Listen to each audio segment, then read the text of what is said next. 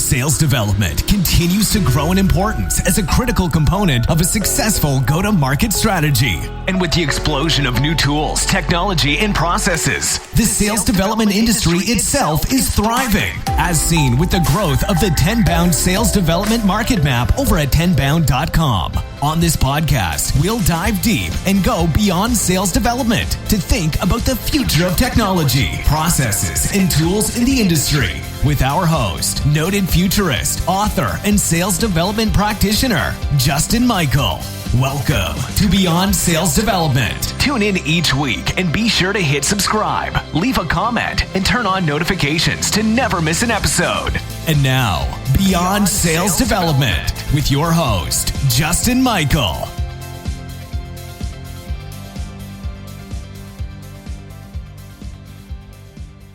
Welcome back to Beyond Sales Development. I'm your intrepid host, Justin Michael, doing my best, William Shatner. We're joined here by Gabrielle Blackwell, who is the SaaStress. Love to learn more about that. Welcome to the show. Thank you. I'll be honest, I had to Google intrepid just to make sure that I was on the same page as you. I love that word because it's kind of what we do. You know, we call a lot of strangers, we contact them, we try to be fearless, but we also try to have empathy and to do it in a way where we interrupt them with value. Can you tell me about SaaStress? That's a fun moniker and how that's going in social media for you. Yeah. So a couple years ago, maybe a year and a half or so ago, I really got into like tarot card readings and oracle card readings and just kind of like the whole slew of divination, what that means in the world of magic, right? And so like SaaStress to me is like very much like a magical word, right? Thinking about SaaS, the industry that we're in, and the work that we're doing, but also the stress, right? So that to me was just kind of a nice blend of both the technology side of things that I do, my professional world, but then also the personal side of things where I'm very much interested in the magic of things. I love that. So can you walk us through sort of your background in SaaS and with SDRs? Because I'd love to learn more about how you kind of came to your position today before getting into some more futuristic questions. Yeah, definitely. So I graduated college in 2012 as a public policy analysis major. Have done absolutely nothing with the degree since. I lived in Paris for a couple of years as an au pair. Actually, when I came back to the States, I was thinking that I would go into consulting at, a firm like, let's say, like Deloitte or Accenture or something on those lines. Those plans didn't pan out, right? So I had a moment to think about, what do I actually want to do with my life? Where do I want to be in my career? And where do I start? And so sales development specifically was the answer. So I started off as a sales development rep back in 2015. I worked at a company called CloudWords, then worked at Acton, became an SDR manager at a company called Cloudability, and I'm currently an SDR manager now at innovator Data Solutions. That's awesome. I've had some great conversations with you about the future of SDR data. I'm really curious your thoughts, if you have some philosophy on that, because I think a huge systemic problem for all the listeners on this call is, how do I get to my target? I'm going to load up all these sequencers and use all this cool tech, but it's very hard to find email addresses where you can deliver and phone numbers that work. Can you walk me through how you do it, maybe how your solution does? This is as much about you as it is your tech. This show's all about you, XDR. Right. So yeah, definitely. I think the job of a sales development rep becomes infinitely easier when you have really great data.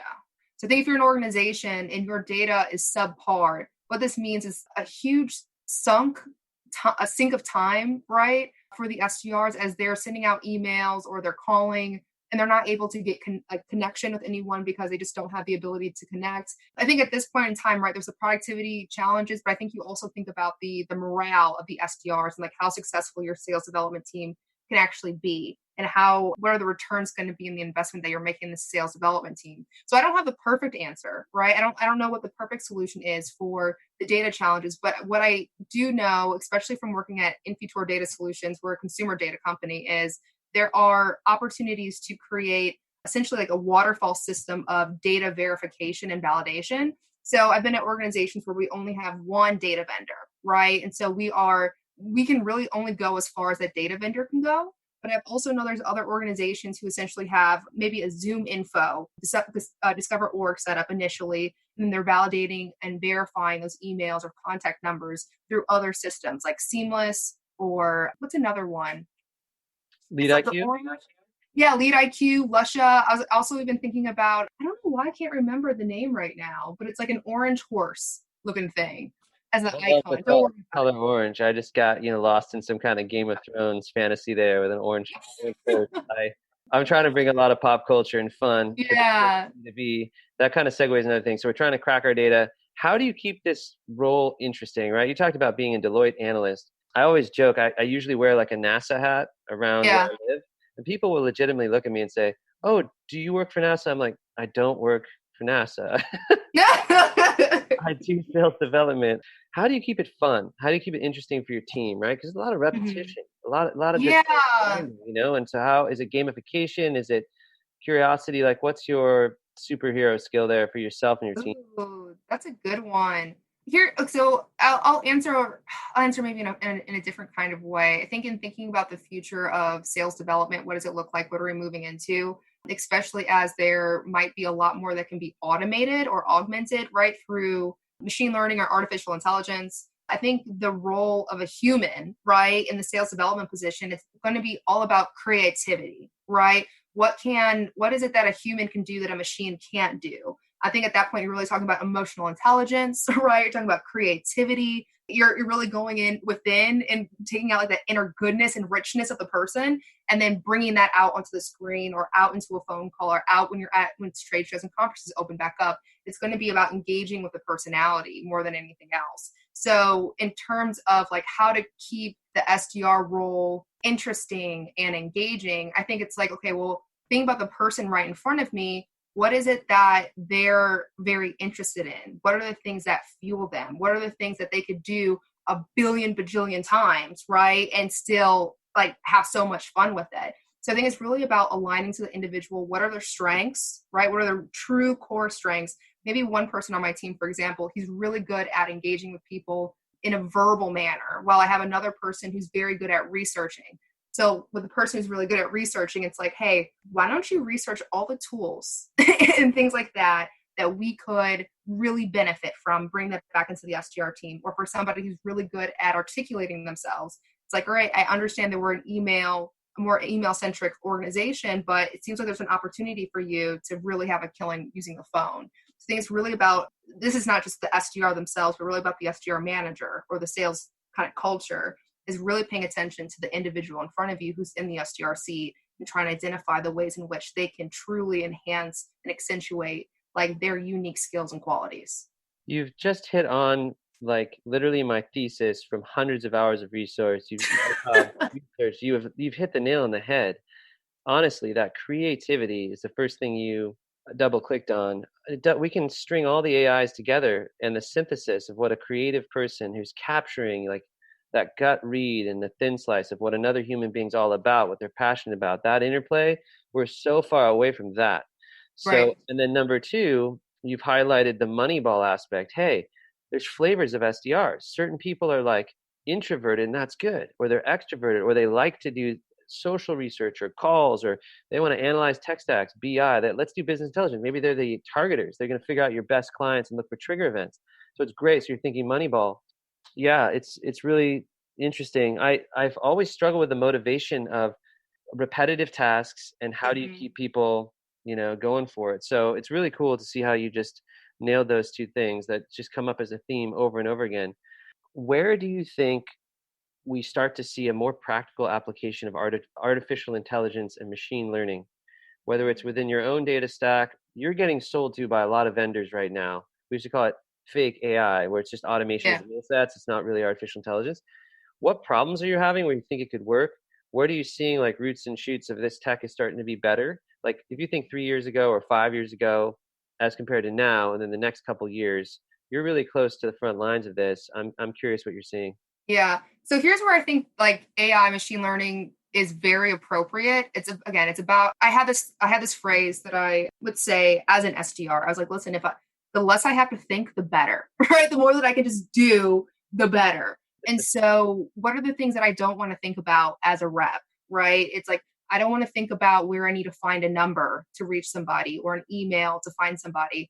I don't want to have to think about, oh, hey, like what are the investments that this company is making, right? So I want to save all my thinking, all my mental and emotional energy for when I'm actually engaging with a prospect and being very present with them. So I think there's one demonstration or one expression of AI that I've seen thus far. Outreach is Kaya, I believe is how it's pronounced. And so it's very much about in the moment, like while the rep is having a conversation with the prospect, outreach is able to surface up certain questions, right? Or even certain like battle cards that a rep can have at their fingertips. So it's almost like on demand. Here's what you need to know. Here's why you need to know it. Here's maybe some questions to ask. Like that to me, it's all about assisting the rep, right? Versus replacing the rep.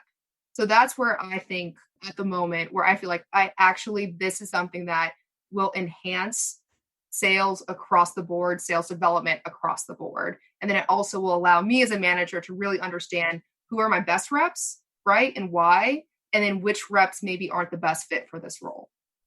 Yeah, I always think about like the previous eras of assistant, like Clippy, little clip jumps in the corner.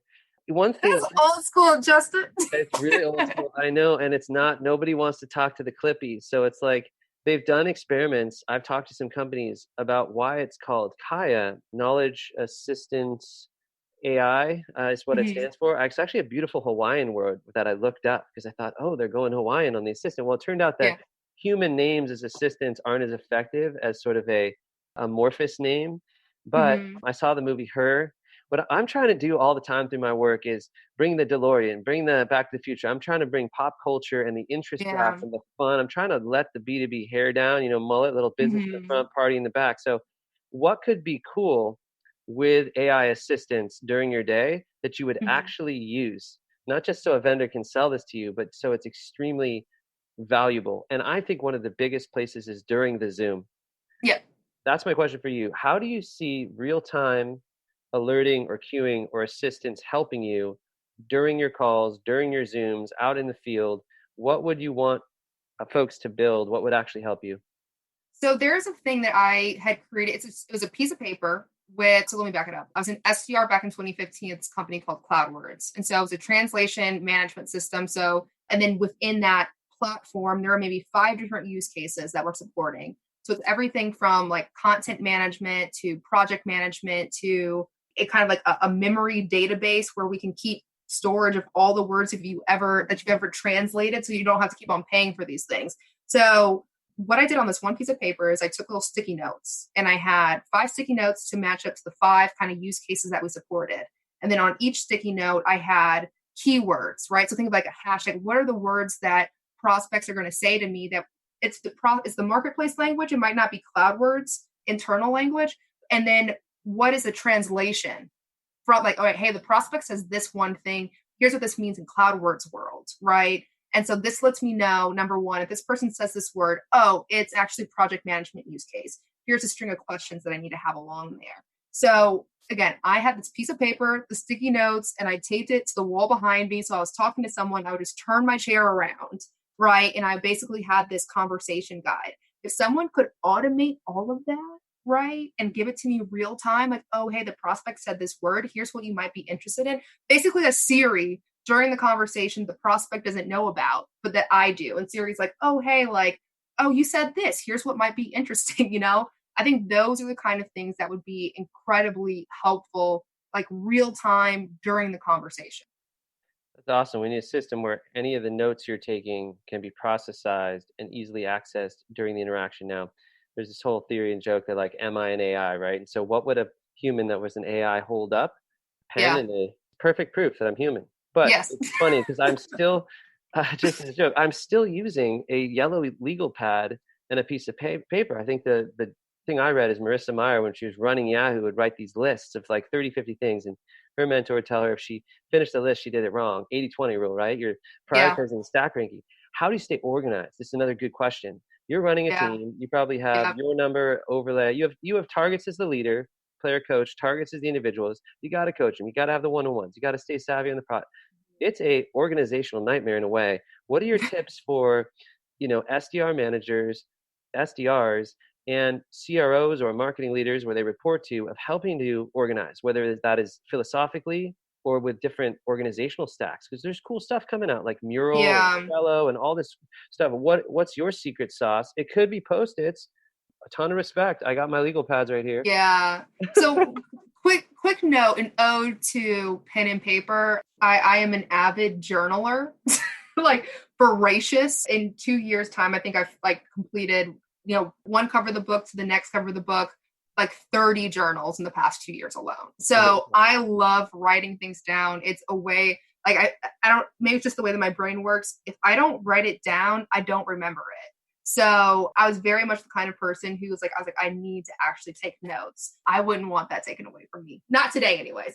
But in terms of how to organize, I'll answer the question through this lens. Like, here's what I see as the biggest breakdown to organization is not having a clear Northern Star that everybody is aligned around, right? Because like you can have a bunch of different tools like Trello or Atlassian's Confluence or, like fill in the blank, whatever it is.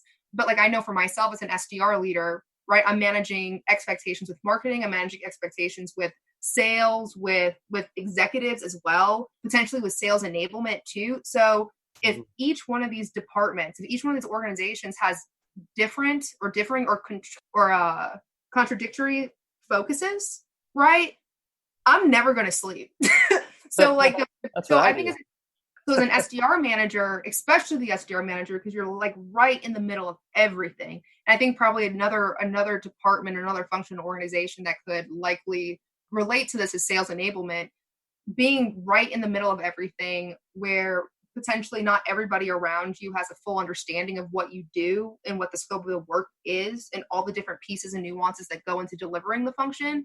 It's very much about setting expectations at the very front end, right? And being incredibly communicative about, hey, like, here's what is a priority for sales development at the moment. Here's why it's a priority based off what I'm hearing from marketing, sales enablement executives. And then here are the things that are going to get scheduled like later. Here are the things that need to be delegated, and here are the things that we're not going to do, right? So this follows like the Eisenhower Matrix of decision making. So it's like, what is urgent? What needs to be done right now? Hey, inbound leads, for example, we need to get on those right away. If it's something like, oh, hey, I think that we're going to roll out a new strategy for 2021. Can you drop everything that you're doing right this very second? Absolutely not. But like, let's schedule this for Q4, right? And then if there's anything else where it's like, oh, hey, can we check out this new technology potentially, right? Is there somebody on my team who can do that? I can be honest, I don't know what an Eisenhower Matrix is. Is that from Dwight D. Eisenhower or? I would assume it's that. I think it's that. Main name Eisenhower. President Eisenhower. So I'm going to give a quick shout out to #Girls Club. So Girls Club is an organization that is preparing women who are aspiring sales leaders to make that transition. And so one of the things that we learned about was the Eisenhower Matrix and how to make decisions. So if you don't know about it, Google it. It's great. I love everything, and I'm a big supporter of that organization. I love the work that you're doing. To do a transition here into the back half of the show or back third, I'm really curious about this whole like new normal, right? We're living in strange days and times, and maybe every generation can say that. But has there really been a pivot and a change of your go-to-market strategy or sort of your people, process, and technology in the past 5 or 6 months of this acute change to remote? Are there things that were working better before that are working different now? There seems to be a whole theory and philosophy on how people are approaching it. I'm curious how you personally have approached this. Like, are there tips you can share with the listeners? Because they'll probably hear this in the next 2 to 4 weeks and they'll need to start doing stuff. I want my content to have how-tos. So, how does Gabrielle Blackwell eat a Reese's? Okay, so I think any change that is going to be implemented really should be driven by the marketplace.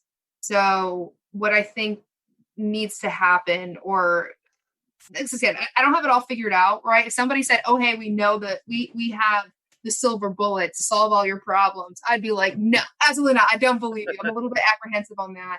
But here's what I have seen, or here's what I've observed is we're seeing more inbound traffic to our website. So we're seeing more people fill out inbound form leads. We're seeing more of those convert over. while it's happening, we don't have trade shows, we don't have conferences. Those were the biggest, not just lead generators, but pipeline generators for us as well. And then outbound has become 6 times harder.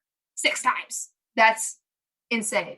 So the biggest thing that needs to happen, I don't have the very specifics, right? Because it's very much going to depend upon your organization and then your marketplace, is as much as possible, drive focus, right? So drive focus in terms of so for us, we had 7 main verticals that we would go after. 3 of those 7 verticals were highly impacted by COVID. So it's like, all right, so maybe we're going to take the automotive industry out of our focus on the SDR front and focus on these 4 industries right now. And how we actually know it's those 4 industries is that's what we're seeing most on the inbound traffic coming through. These are also the ones, even though it's taking 6 times as much effort to generate, let's say, 1 outbound opportunity, we're seeing that those 4 industries are better represented in those outbound efforts as well. And so I think that's also an invitation to like revisit your playbooks, right? And say, okay, is the way that we went to market at the beginning of the year, what was our ideal customer profile? Has that changed in the last 4 months? Yes. Okay. Well, has that change been reflected in our playbooks? Has that been reflected in our efforts and in our focus? And if the answer is no, that's an invitation to go in and ensure that every effort from the bottom up, so SDRs, AEs, marketing, like all across the board, is focused on what is actually going to convert. Otherwise, you're going to be spending a lot of time, a lot of effort, and a lot of investment on things that will never convert for, let's say, until the economy opens back up. That's so eloquently put. So thank you for that. Let's break from that strategy into the tactics themselves. One thing I highlight is just these are the facts, right? You've got people like Jeremy Donovan at SalesLoft looking across 6 million emails. I don't quite have the infrastructure to do that. Things happen immediately, like email reply rates were down double-digit percentages, let's just say. Phone seemed to be up double-digit percentages. LinkedIn does this wild thing from being a top 40 website to number 16, because I think, everyone in America went, let me look for a job at once, or they were impacted or worried, and suddenly they shoot up to top 20, top 16 site. I mean, Reddit's like number 4, so you got LinkedIn in the top 20. Did you see that where LinkedIn direct messaging starts to take off, or you see that calling is working better? What are some of the pivots and tactics, or do you use all the same tactics, nail the ICP vertical, and then just start, do like you said, focus? Where did you go with this to be agile and to keep your results moving? Because I think it'll help a lot of people listening. Yeah. So I think in terms of knowing like where to focus, review your conversion data, assuming that you have a well-defined sales process with milestones attached to that, and KPIs associated with those milestones. Start looking at your data maybe in some different ways, right? So it's not just like overall pipeline, but it's, all right, hey, what is this pipeline by industry, pipeline by region, pipeline by title, right? So any way that you can splice and dice the data, just play around with it, right? Because there might be I think this is something that people should just do from now on, right? I've been doing it myself, and I'm like, wow, I would have never thought to look at the data in this specific way.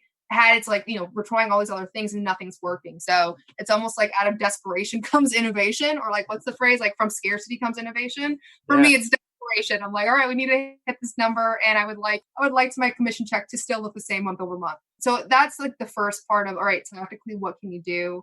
In terms of like, okay, tactically, email, phone, social, like with LinkedIn specifically. The word that I've been using the most is differentiating, right? So differentiating could mean, all right, once you're actually on the phone and you're connected with someone, do you sound like a robot? Do you sound like the last 4 salespeople that reached out to them? Or is there something that you individually can do in order to stand out in terms of like the actual channels that reps are using today to engage with prospects? I think there's an opportunity to differentiate as well. So I just made a post today about like, my love for cold calling. I think when I was an SDR, I got so much success through cold calling. There were prospects that I had on my list that I was targeting, and I would not send them an email for 3 months, and I would call them every single day. So I'm like, I don't want to give them the option to say no. So over email or to ignore me, right? So that was actually part of my strategy for my absolute top targets. I never sent them an email. Ever. So for reps, right? not everybody can know what every sales rep in the US or in the world is doing today, but just look at your sales floor. Of all the activity that you see coming from the reps who are your peers and colleagues, what is the ratio of call, email, LinkedIn, for example? I know for my team, let's say 5 out of the 7 reps on my team are probably 93% of their outreach is going to be LinkedIn and email, right? So what this means is like, all right, hey, like if I'm a rep and I know that basically 93% of everybody else is using the exact same channel that I'm using, right? Like what is the channel that doesn't have as much traffic, where there's not as much noise, where I can differentiate? So that might be calling. Yeah, So wow, that was that's so my helpful. I had another guest named Greg Casali from Reveneer, and his whole strategy is you just keep making calls, and the moment they pick up, then you start all the sequences. So there's like no touches Mhm. until you get the first, which is the phone, the high value. And I've spoken to Yep. financial advisors where it's like, well, we're going to talk about your portfolio face to face because we can't go human to human. I think that's a genius strategy. I've started to explore that. It's Yep. really helpful. I love how you talk about the blend. In the last little bit here, what is like a quote, or like what do you read? What inspires you? This could be a non-sales book. It could be Yeah. anything. I mean, what is exciting? What gets you up in the morning?